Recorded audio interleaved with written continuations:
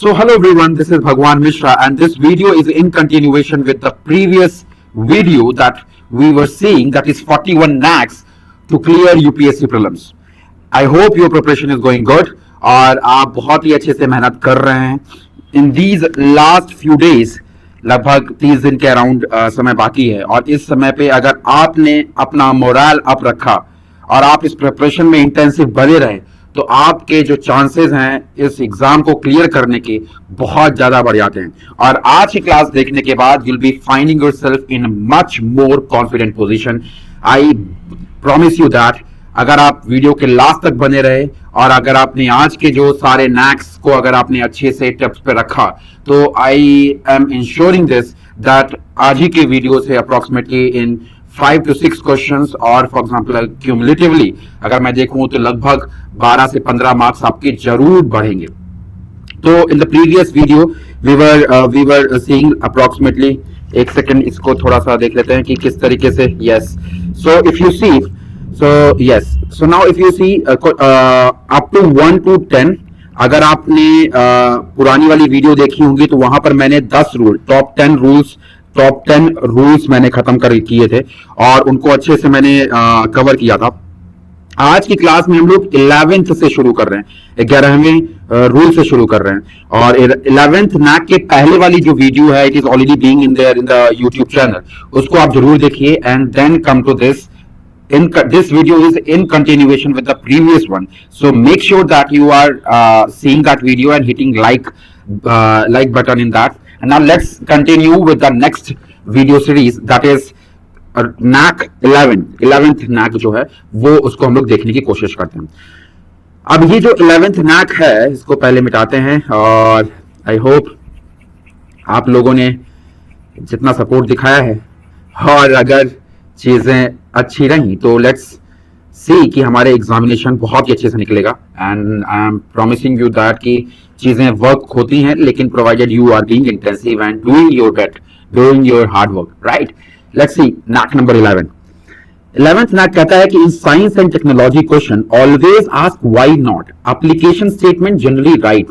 Now this is the rule कि आपका जो साइंस एंड टेक्नोलॉजी वाला जो बुजुर्ग है वो ऐसे ऑप्शन को सेट करता है कि वो जो एप्लीकेशंस हैं वो ऐसा ही रखेगा कि there is a possibility rule.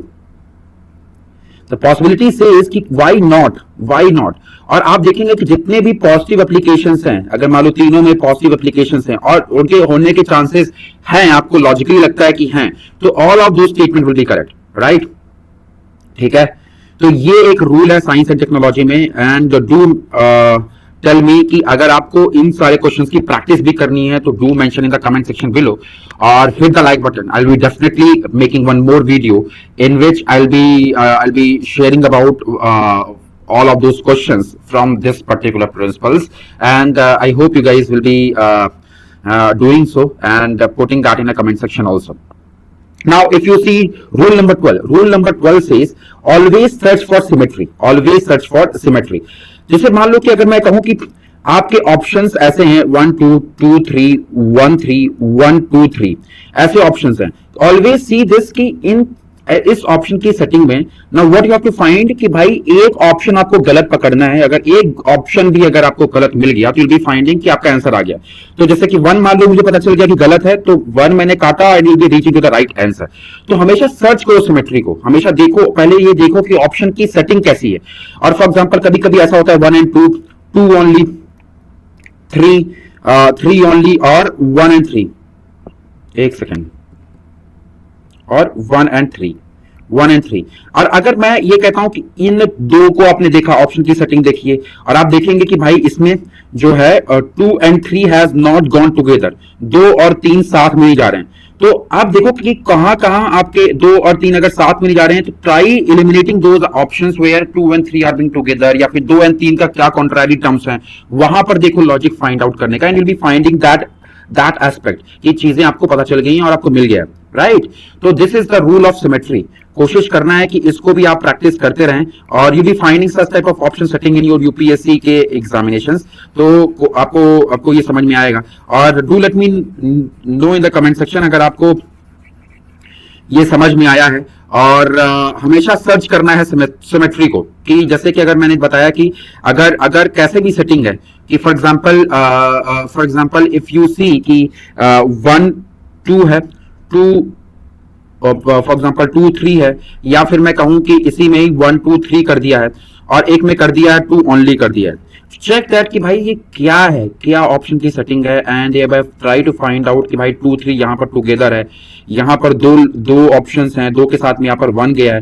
तो ऑलवेज ट्राई दिस कि भाई कि 2 के साथ अगर 2 सही है तो क्या 1 जा रहा है कि नहीं जा रहा है, मतलब try searching those aspects also by seeing these aspects from the options, right. तो कोशिश करेंगे कि वैसे ही लेके चलें, और इस तरीके से हमारा ये वाला भी एस्पेक्ट, हमारे ये रूल भी क्लियर हो गया होगा आपको।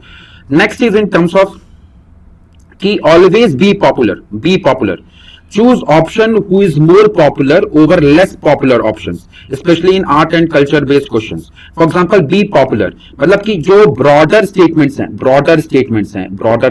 हैं उनका, फॉर एग्जांपल वो हम लोगों ने पढ़ा है कि उनकी प्रोबेबिलिटी सही होने की बहुत ज्यादा है, और स्पेसिफिक स्टेटमेंट की प्रोबेबिलिटी बहुत कम होती है।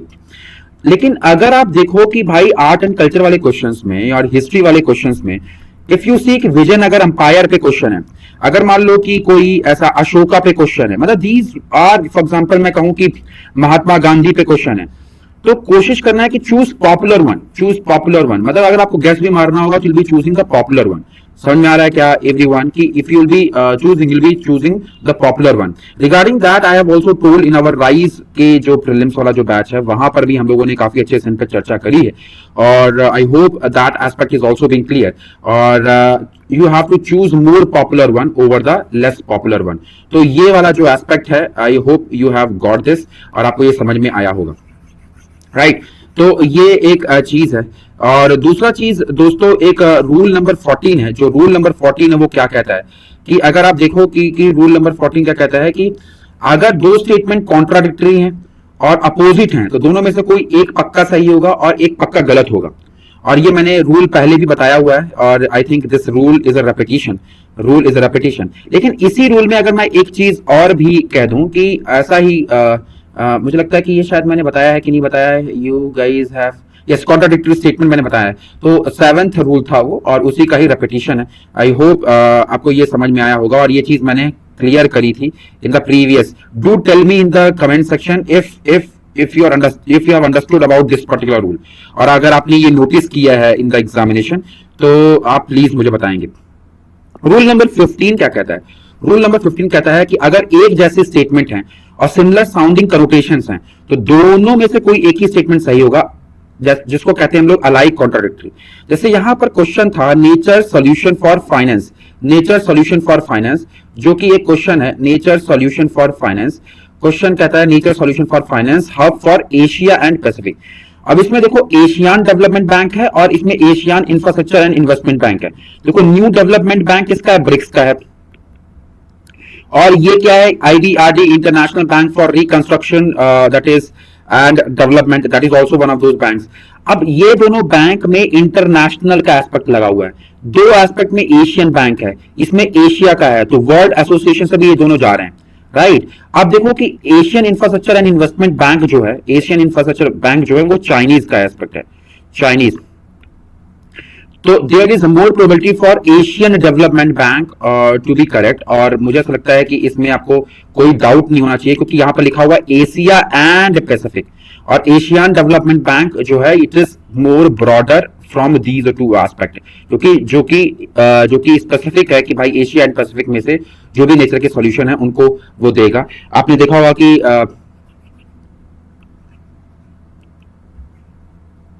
यस, तो इसको मिटाना है मुझे, तो मैं ये वाला बटन दबाता हूं और यस,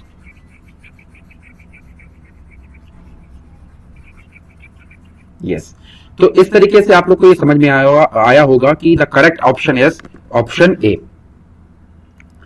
दोस्तों रूल नंबर 16 पे आते हैं। रूल नंबर 16 क्या कहता है कि अगर एक स्टेटमेंट दिया है और दूसरा का कोई फर्दर एक्सप्लेनेशन कर रहा है, मतलब एक स्टेटमेंट है जो कि आपको लगता है कि वो सही है, और दूसरा स्टेटमेंट उसी को एक्सप्लेन कर रहा है, तो अगर ये सही है तो ये भी सही होगा, अगर ये गलत है तो ये गलत है तो ये भी गलत होगा।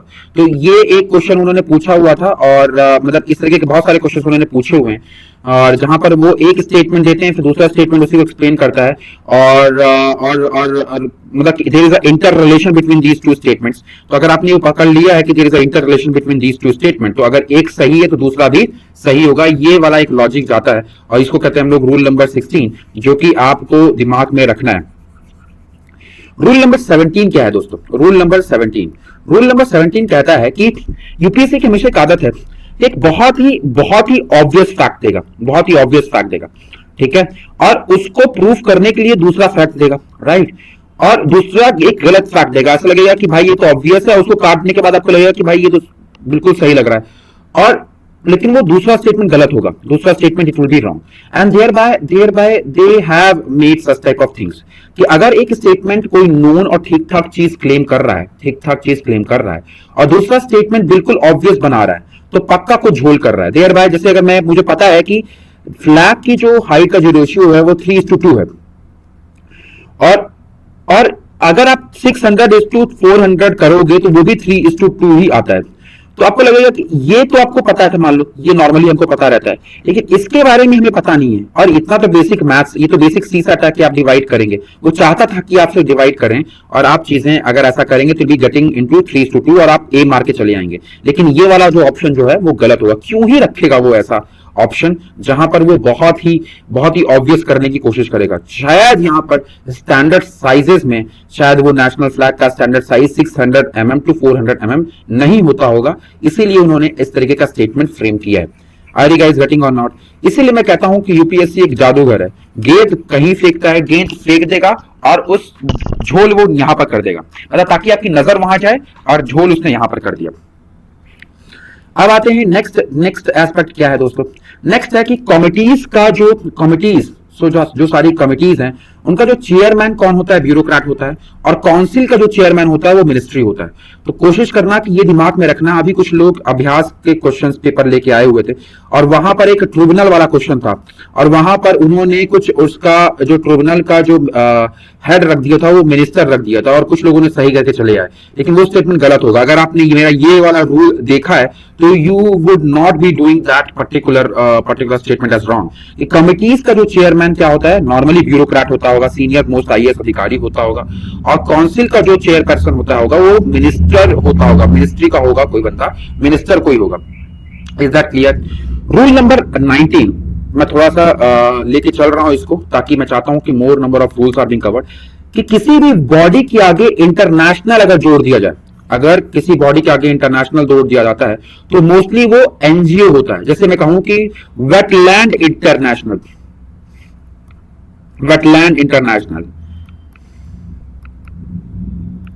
For example West Texas international, ऐसा कोई बॉडी अगर होता है तो they will B for example they will B NGO. Rule number 20 क्या कहता है? रूल नंबर 20 कहता है कि always try to find out odd words. जैसे फॉर एग्जाम्पल ऑड वर्ड्स क्या क्या होंगे? कंटेम्परेरी, कि ये इसका कंटेम्परेरी था, ऐसे स्टेटमेंट गलत होते हैं। किसी चीज का ड्रास्टिकली इंक्रीज और डिक्रीज लिखा हुआ है वो गलत होगा।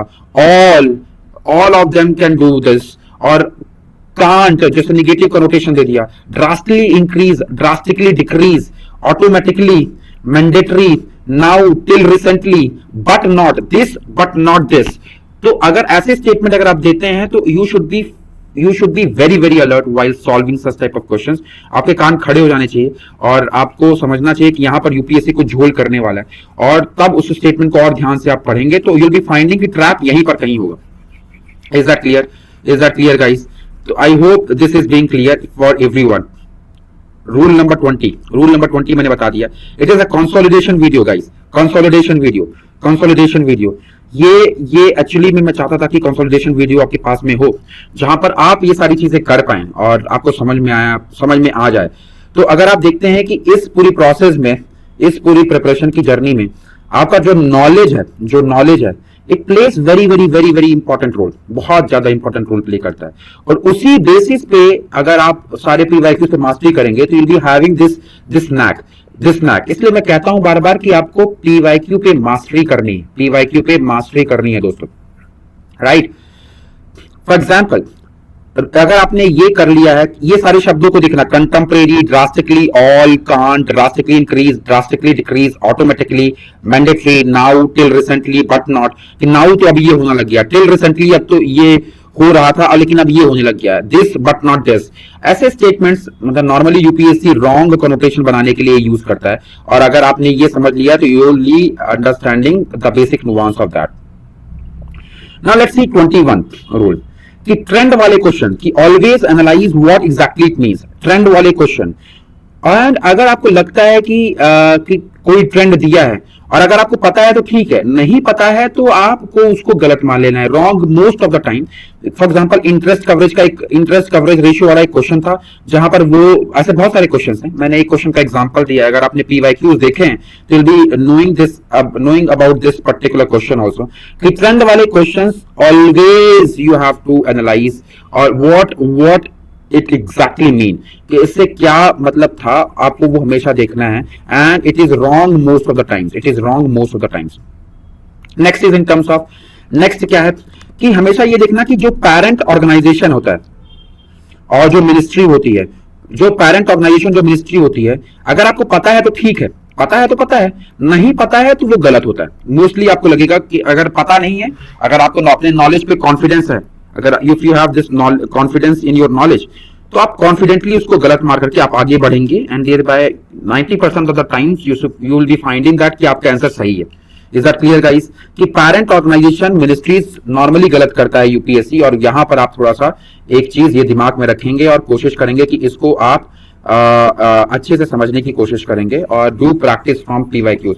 पीवाईक्यूज जब आप सॉल्व कर रहे हैं तो सारे ट्रेंड्स आप देखेंगे तो आपको मिलेगा।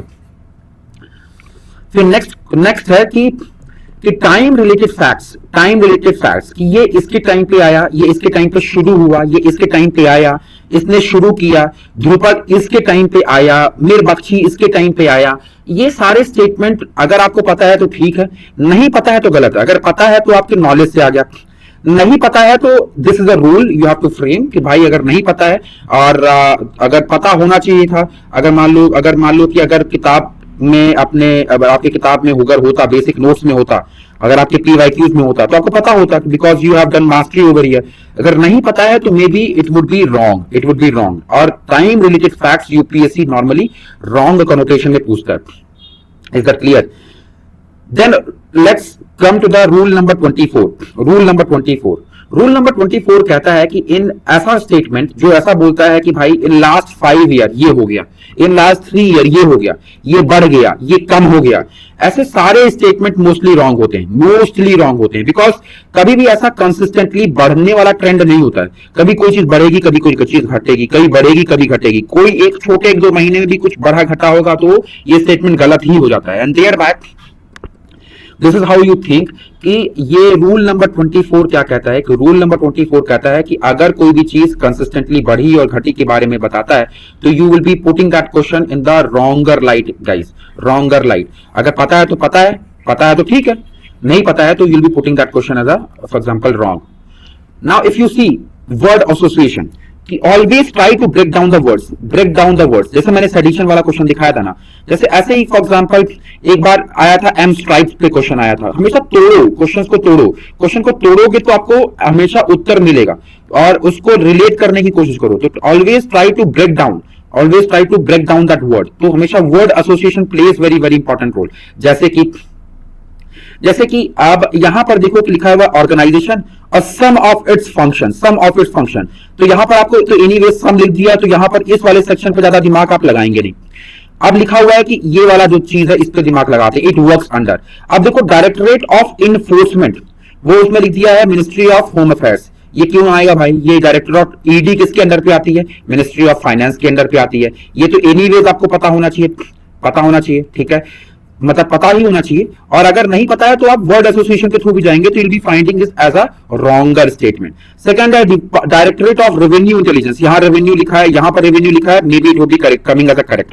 Next is directorate general of system and data management, data है, यहाँ डाटा है तो ये भी सही होगा, ये भी सही होगा। Department of revenue, ministry of finance. अब देखो यहाँ पर ये मिनिस्ट्री ऑफ फाइनेंस का था, मुझे पता था, और ये यूपीएससी का ट्रेंड है कि they will not be repeating this. अगर इन्होंने यहाँ पर ये गलत करवा दिया तो this will not be like this, यहाँ पर वो उस चीज को नहीं यूज करेंगे, and thereby this statement would be coming as wrong. Match the following का ये कॉमन ट्रेट रहता है कि अगर कोई भी चीज उन्होंने यहां यूज कर ली, जैसे अगर मैं कहूं कि ये हो गया, ये हो गया, ये हो गया, ये हो गया, ये हो गया, ये हो गया, और अगर मान लीजिए इसका आंसर इन्होंने यहां पर लिखा है, मान लो इसका आंसर मान लो को पता है कि यहां पर लिखा है, तो ये वाला तो स्टेटमेंट गलत होगा, और ये वाला इसके सामने वाला भी ये भी गलत हो जाएगा, बिकॉज यूपीएससी कभी भी ऐसा चीज नहीं करता है कि भाई कहीं कुछ और उसका मिलता जुलता यहां पर लिख दे, कभी नहीं करता है।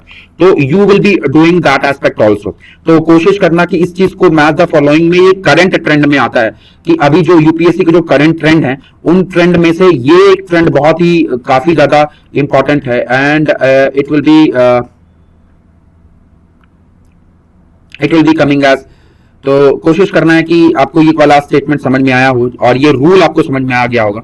अगर आपको ये समझ में आ गया है तो do mention in the comment section कि आपको समझ में आ गया है, और नहीं समझ में आया है तो भी आप बताएंगे, तो I will be clarifying that in the comment section और in the next video again कहीं पर भी आपको डाउट होता है तो you should be telling me. Now, rule number 26. What is the rule number 26? Rule number 26 says if word authority is being used in question, तो mostly it will be a statutory body और किसी executive order के through आया होगा या तो constitutional body होगा। Authority है तो मतलब कहीं से वो पावर मिल रही है, ये दिमाग में रखना। कहीं अथॉरिटी है तो it will be either a statutory body और एग्जीक्यूटिव बॉडी और अ कॉन्स्टिट्यूशनल बॉडी। यूपीएससी ने कई दफा ऐसा पूछा हुआ है, and thereby you should be knowing that aspect also. ठीक है, I hope this is being clear. और कभी भी ऐसा क्वेश्चन पूछता है ना, रूल नंबर 27 कहता है कि if a question containing 3 statement using 1 और 2 वर्ड ओनली, मतलब एक वर्ड है, एक या 2 वर्ड है, एक 2 वर्ड है, एक वर्ड है, ऐसा लिखा हुआ है, और अगर आपको थोड़ा नॉर्मल लॉजिकली जा रहा है, वो लॉजिकली आपको लग रहा है कि सही है, तो it will be coming as correct. लेकिन कभी कभी ऐसा बैक्टीरिया और फंजी लिखता है और वायरस लिख देता है, तो बैक्टीरिया और फंजी का तो साथ में मिलता है, लेकिन virus will never go together with the bacteria and fungi, तो ये स्टेटमेंट गलत होगा। बैक्टीरिया एंड फंजी और प्लांट, इन तीनों में सिम्बायोटिक रिलेशन हो सकता है, इन तीनों में सिम्बायोटिक रिलेशन नहीं हो सकता बैक्टीरिया, फंजी और वायरस में। तो कोशिश करना कि ये पीवाईक्यू का ट्रेंड आप थोड़ा सा देखने की कोशिश करना। When you will be practising, notice this trend also, you will be finding this trend. अगर हो दोस्तों, और इस टाइम पे try to solve as many PYQs as you can. जितना पीवाईक्यूज सॉल्व करोगे उतनी प्रोबेबिलिटी आपकी बढ़ेगी सिलेक्शन होने की प्रोबेबिलिटी आपकी एक्सपोनेंशियली बढ़ जाएगी दोस्तों, राइट। तो rule number 27 is being clear. कभी कभी क्वेश्चन पूछता है कि स्टेटमेंट बोलता है कि this statement for this but not for this, ये स्टेटमेंट नॉर्मली गलत होता है, तो हमेशा दिमाग में रखना कि ऐसे स्टेटमेंट की this but not for this, ऐसे स्टेटमेंट अगर आपको पता है तो ठीक है, नहीं पता है तो गलत है, नहीं पता है तो गलत है। Is that clear? 28 क्वेश्चन का आपको समझ में आ गया, 28 रूल, 28 नैक आपको समझ में आया एवरीवन, 28 नैक आपको ये समझ में आ गया होगा। Yes, now let's see question number, that is knack number 25। Knack number 25, what is this? In polity question always trust your knowledge, think common sensically, understand meaning and then solve. देखो, हमेशा आपको पॉलिटी वाले questions में हमेशा दिमाग में रखना है कि कुछ नॉर्मल जो रूल्स हैं, जैसे constitution of India defines, constitution of India जब आ जाए तो थोड़ा सा अलर्ट हो जाना है। बाकी सारे एस्पेक्ट में you have to apply your knowledge, कोई एलिमिनेशन टेक्निक वर्क नहीं करती, इसलिए हमेशा अपने नॉलेज पे भरोसा रखो और उसी से सॉल्व करने की कोशिश करो। और अगर आपने पॉलिटी के पीवाईक्यूज खत्म किए हैं from 2005 to 2025, you will be finding that 70% of those questions are solvable. तो in the examination hall also, कि अगर मान लो 10 क्वेश्चन पूछे हैं तो अगर आपने पीवाईक्यू सॉल्व किए हैं तो 7 क्वेश्चन आपको बन जाएंगे। इसलिए कोशिश करना कि आप सारे पीवाईक्यूज फ्रॉम